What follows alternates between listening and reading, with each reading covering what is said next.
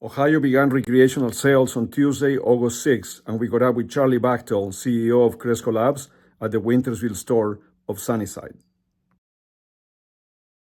So Cresco has been in Ohio since the beginning of the medical program, and we're vertically integrated. So we have a cultivation production facility in Yellow Springs and 5 stores around the state, and looking forward to opening up 3 more under the adult use program. It's a great location, Wintersville, as you mentioned. It's right on the border with West Virginia and Pennsylvania, which is great not only for the Ohio consumer, but also to provide a larger reach and brand awareness into surrounding states that don't have adult use programs. This store was fairly well structured for the transition size-wise. It's a good size, about 4,600 square feet. We were able to add additional points of sale. I believe we went from 3 to 7.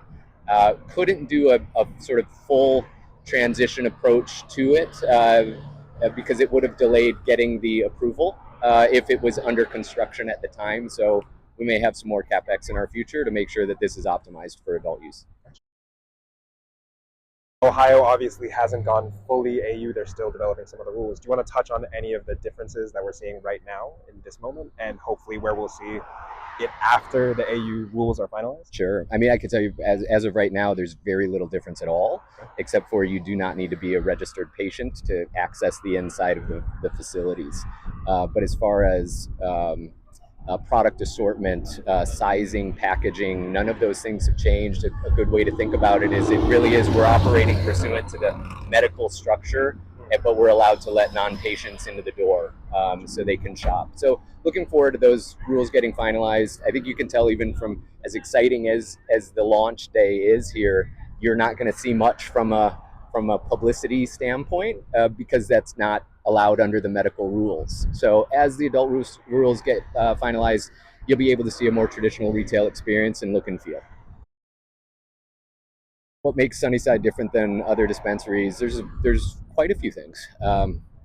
Really, I think it starts with the team, and you're seeing it here today. The preparedness, the excitement of this transition from medical to adult use, and it's easy to underestimate what that transition is like.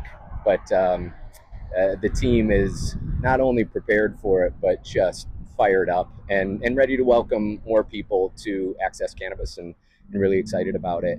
And then from a consumer experience standpoint, we do have our online platform is unique and very well liked by consumers. And I think we look forward to rolling out more functionality of that maybe was less available in the medical structure. As the adult use rules get finalized, we'll be able to deploy some additional benefits of the Sunnyside.shop as the market matures and rules get finalized here.